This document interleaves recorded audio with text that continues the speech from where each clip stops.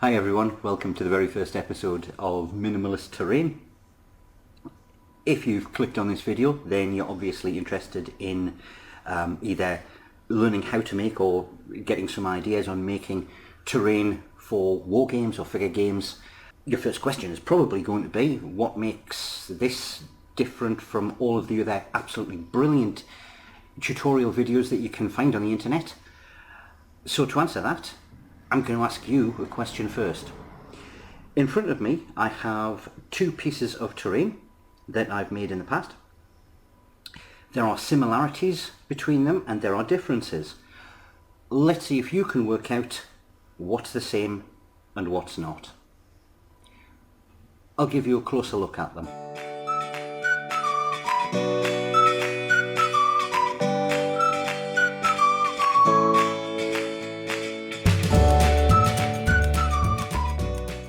So the first obvious difference is the size. We'll look at this one first. It's a smaller piece. This is what we would refer to as scatter terrain. You use it to break up large flat areas on your Wargames board, or just to add a little bit of detail to a smaller skirmish game. Normally you would have quite a few pieces of this and just sort of put them around the place. This one is a larger piece, more of a feature terrain. So this, if you're playing a war game, would be a very distinct piece that's sort of dominating the table. Quite possibly you would use it as an objective or something like that. Or, because of the size of it, in a small skirmish game or a figure game such as Dungeons and Dragons, you can actually have a full encounter just on here. All right. What else is different? Well, because this is a larger feature piece, it's designed to attract the eye. There's more detail involved. So, for example, I've used some scenery that you can purchase from a very well-known, in this case, from a very well-known Wargames manufacturer that I'm not going to name, otherwise I'll get copyright struck. And I have incorporated that into the board so that it gives it an awful lot more detail than just a more basic piece like this. There's a little bit more being done in terms of foliage and things like that. In other words, a little bit more time and effort has been put into this one purely because of its status on the table. Now, let's have a look at the similarities. Very simplistic construction in both of them, okay? You're talking about square blocks, very simple paint scheme, greys, blacks, brown for dirt, basic flocking, okay? It's all the kind of thing that lends itself, certainly when you're starting off, or if you're trying to start your collection off in the first place, you can knock out an awful lot of these and build your collection up quite quickly. All right, so that's one of the things that we're going to be looking at on this channel, is ways in which we can cut down on the amount of work and detail that is put into things, more minimalist, so that you can build up your collection quicker. Okay. An awful lot of us are very pushed for time with jobs and families and other interests and things like that. So the amount of time that we can spend with our hobby is at a premium, and you want as much end product for that time as you can possibly get. All right. The other thing with doing things in a more minimal fashion, okay, is, and you can see it probably better on this piece here,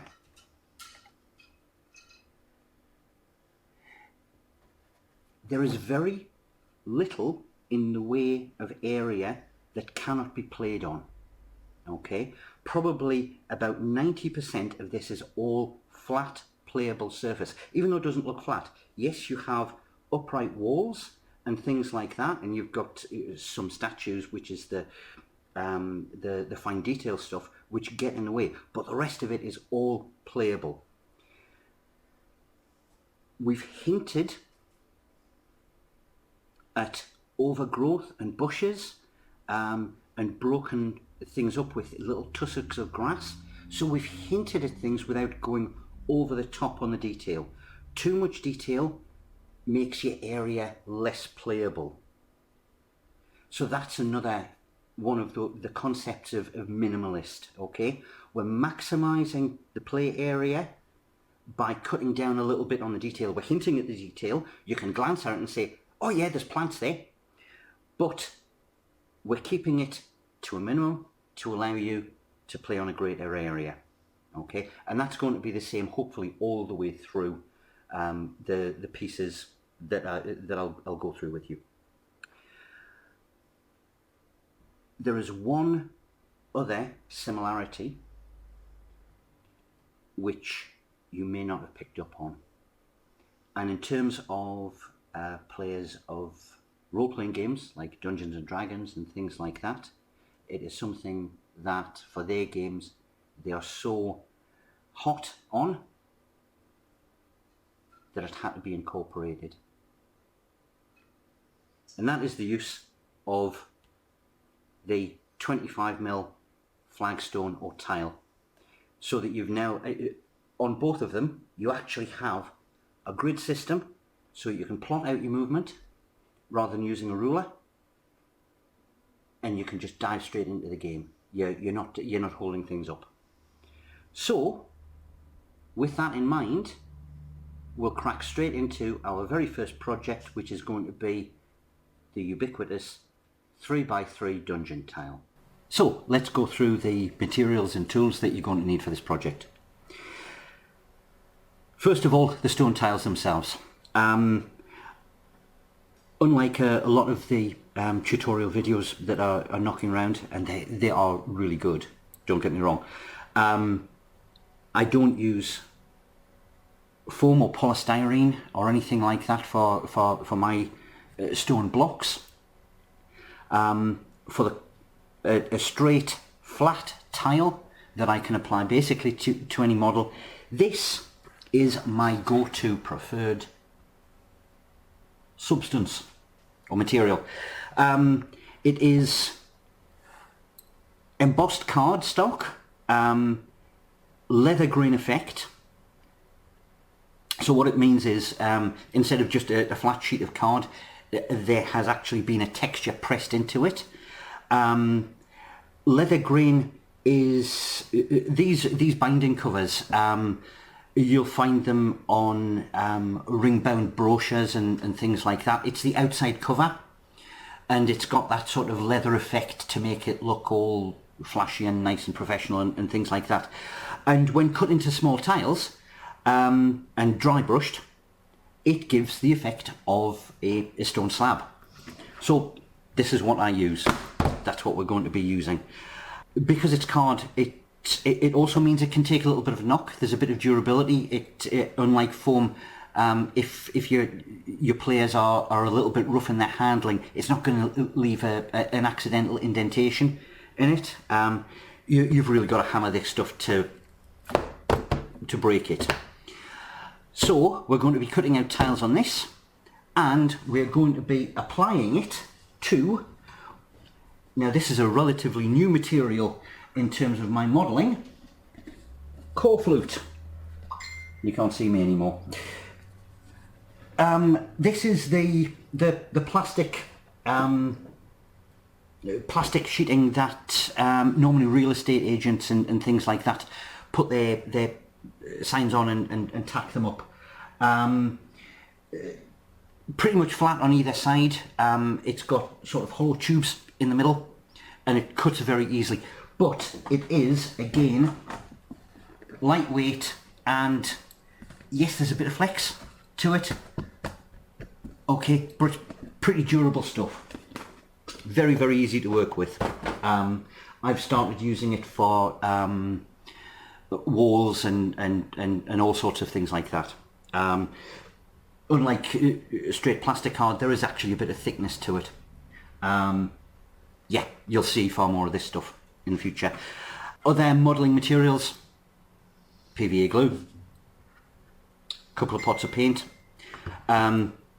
very simple colours, one black, one light grey for dry brushing. To be perfectly honest, because I managed to source black covers, if I'd managed to get black Corflute, I could have done away with that one completely. Why do I use household paint? Because it's cheap and you get an awful lot of it, is the first thing. This is a brand new pot of black, and I paid, this is a test pot. Whatever it is in your country, I think it works out at maybe about £4.50 or sterling, about what, $7 US, something like that. I'm not sure of the exchange rates. The last pot that I had of black, which I use in pretty much everything, would have lasted me a good close on 20 years. So yeah, you definitely don't want to be using the far more expensive small pots of miniature paint. Use that for your special stuff. Use this for your big pieces. And apart from anything else, household paint, the formula in it, because you put it on walls and fixtures and carpentry and things like that, it's designed to be touched over and over, so you know you can handle your models far more without the paint flaking off. All right, it's far more durable stuff. This again, go to. In terms of materials, that's it. Then it's just tools. Paintbrush, obviously. Knife for cutting. For the card, you can actually get away with scissors. All right.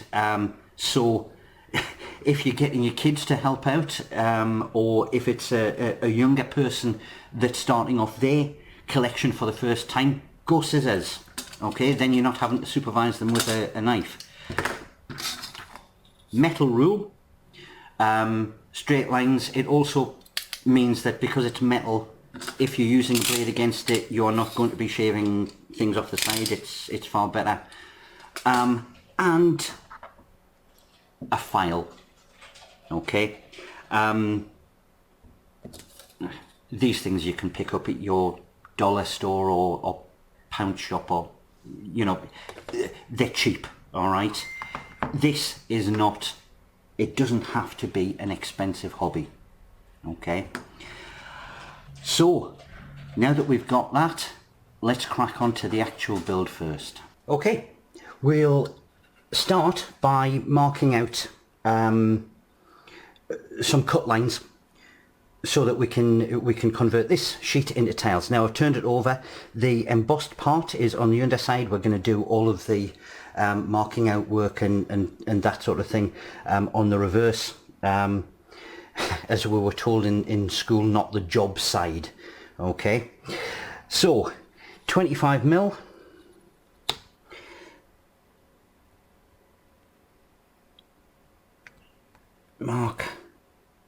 Mark. Just for quickness, I'm only going to do 2 lines of this because that's going to give us more than enough tiles for our purposes. Turn that round.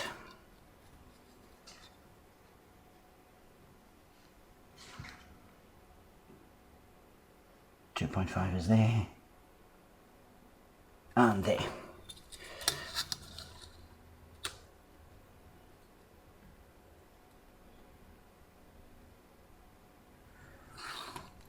Mark that in.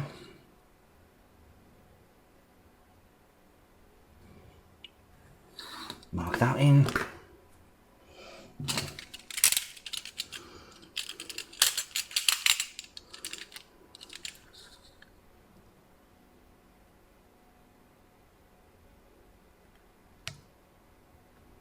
Make sure I've got it lined up. One nice smooth cut straight through. Don't you hate it when that happens? Okay. And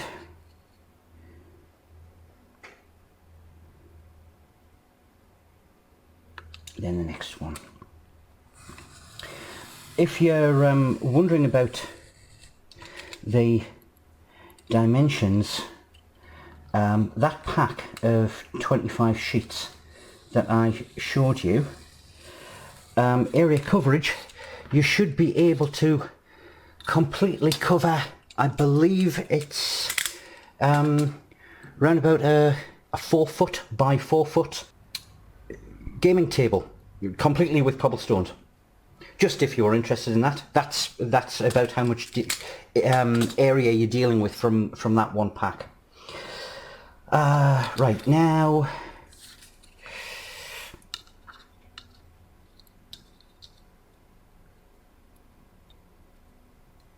let's get that lined up.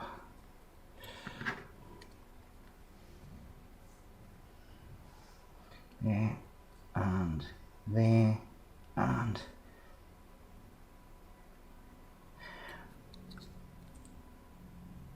okay, I'll quickly do the same on the other side.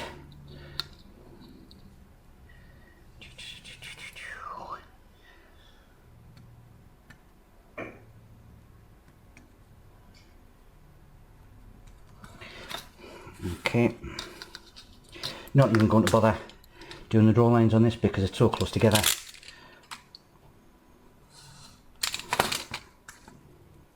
There you are, a tile. Okay, I'll crack on and get the rest of these cut out and then we'll move on to the next stage. Okay, so I've got a small stack of tiles here. First thing, mix them up. There you are. Okay, and then gather them back into a stack. So what we're doing there is making it a little bit random so that once you come to them, you're not going to get any of the sort of grain effect of the tile being the same between two separate tiles. They wouldn't be. Okay, so next part, we want to distress them slightly. Okay, that's what we're using the file for. Okay, just get the edge of it and all right, ditch a couple, turn it around, whoops.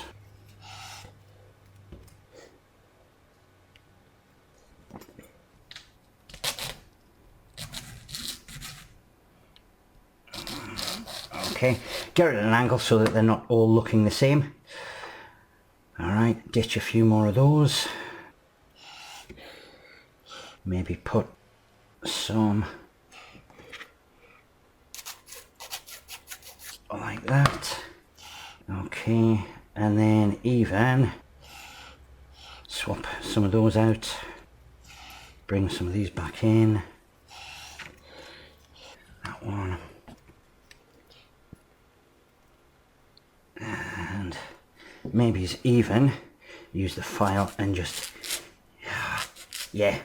round off a corner like that. All right, just so that you're making them a little bit less regular. Okay, a little bit more raggy. So now that we've got a selection of tiles there, we'll get them stuck onto the board. Glue time. So I've just got an old paintbrush,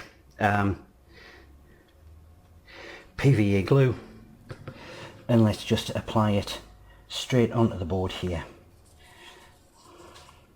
Doesn't matter if you're going over, PVA will peel off.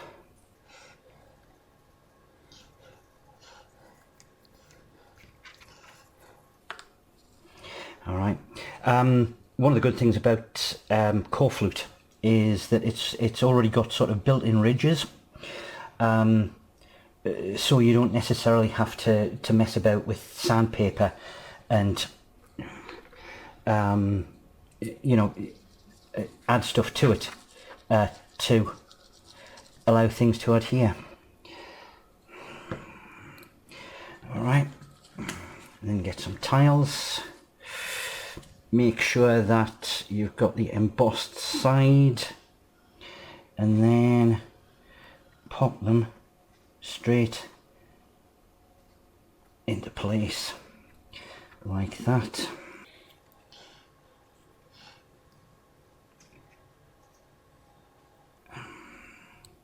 Doesn't matter if they're not quite regular, because at the end of the day we've, you know, rough cut masonry is never exact. Plus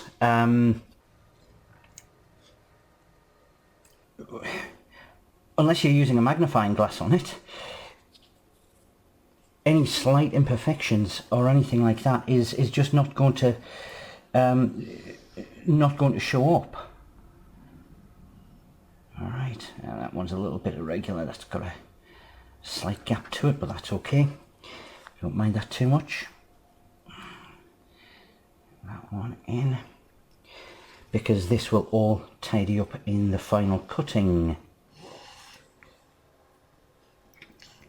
There. There. And put that one into place like that. And because I've got space, just to show you, you know, we talked at the start about mass production. Because I've still got a few tiles left, I'm going to take advantage of that, and apart from just the first tile, I'm actually going to make a couple.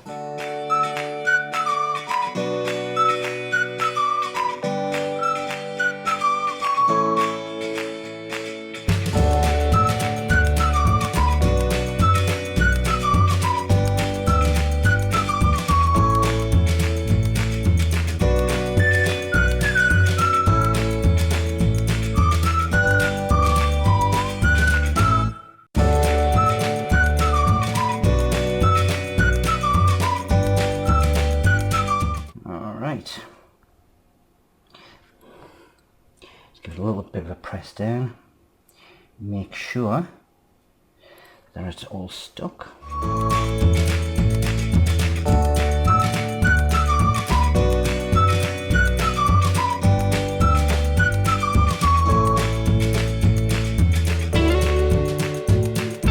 Okay, and then we can leave that to dry and cut them out. Okay, that didn't take too long. I will freely admit I cheated a little bit and used a hairdryer to help up with the drying process. That's another trick that you'll see me do quite a bit. But everything's nicely in place and stuck down. While it's drying, just keep an eye on it in case any of the edges sort of start lifting up, because PVA does have a habit of contracting as it's drying, but that's all nice and secure now, so we'll get on with cutting out the tiles.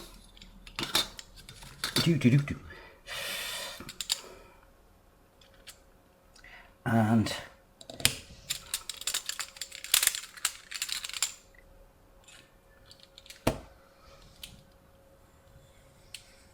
straight through.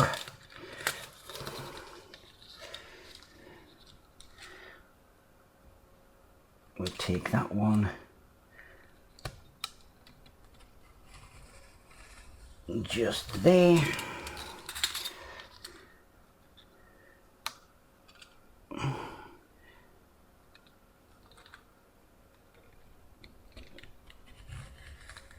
Come in there.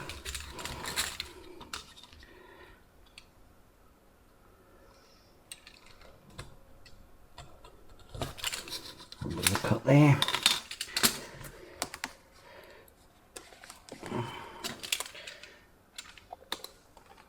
Just needs to redo that one with the ruler.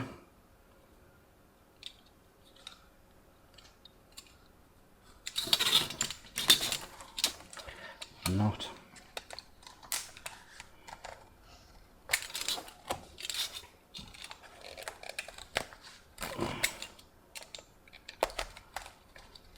it all the way through.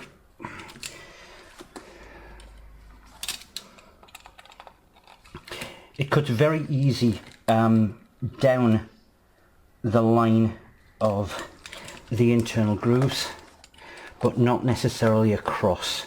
You maybe need a little bit more force for that. Come on, there you go. And then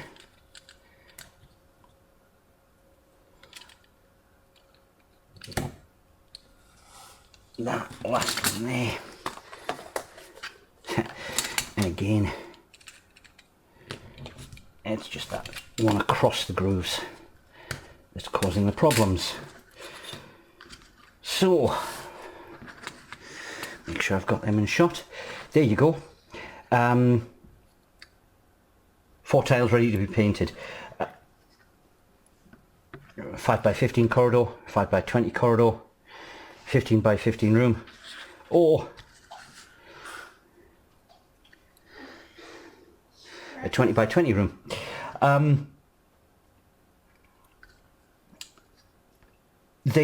actually quite glad that rather than using black, I've got a different coloured board in the back, because yes, it does show up the fact that there are gaps there. Okay, if you want to go to the effort, you can just put a dab of PVA and some sand on there, a little bit of grit. It's not going to change the overall grid pattern to it, but it does give it a little bit more interest. Okay, otherwise the one important thing, or it's a psychological thing in model making that I have found, is that a piece never looks quite right until the very first coat of paint, where it's now all the same colour and it is far more of a finished piece. So I will get on and get black to cover up those gaps, and then a little bit around the edges for when it's sitting together, and then we'll get on to dry brushing. Okay, as you can see, we've got everything painted black. One thing that I did do, and I mentioned this in the last segment, that you can, is add a little bit of PVA glue and sand, which I did. There was a bit of tile missing off the edge, and I didn't like the way the core flute was showing through. But again, it's just a little bit. It's just to hide the really what could be detractingly obvious defects. Okay, all nice and minimal. So, final thing is just a dry brush with light grey paint. If you don't know how to dry brush, there are plenty of tutorials on the web, but basically you get, and I'm using a very large brush because at the end of the day it's terrain, it's a big area. You're not talking about a small miniature. You get some paint on the edge of your brush. I'm just going to load it up a couple of times, and then you wipe the excess off like that onto a handy paper towel, and then when you lightly flick it across the surface, it leaves paint on the raised highlighted areas. Okay, and it's picking out, certainly you can see it on the sand area, but it's picking out the edges quite nicely, so you've got definition of the edges of the flagstone, and it's picking out that leather grain effect. Don't do it in just one direction, it'll detract from the model and make it look like it's got brush strokes on. Otherwise, I will quickly crack on and get these dry brushed, and then they are done.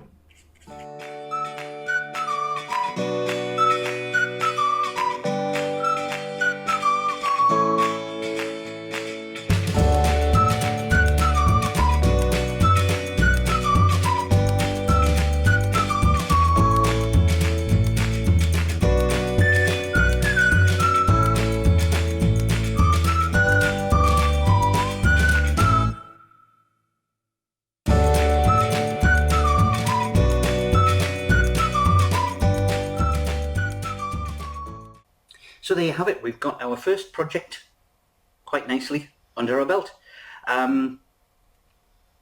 Easy, fast. Let's face it, I could have cut up more sheets and added it to the core flute, and we could have had an absolute load of these in pretty much no time at all. Cheap. It's all very cheap material, and you don't need anything in the way of really expensive tools to get it done. Durable, playable, minimalist. That's the whole idea. That's about it from me. If you like what you've seen and you want to see me do more stuff, just like any other person who has a YouTube channel, hit like and subscribe. Please leave a comment.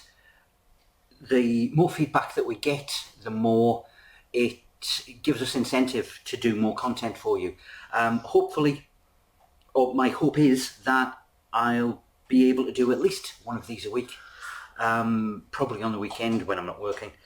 If there's anything you want to see me attempt, put it in the comments down below. I will add it to the list. I've got a few things already in the pipeline to get out of the way in terms of basic stuff.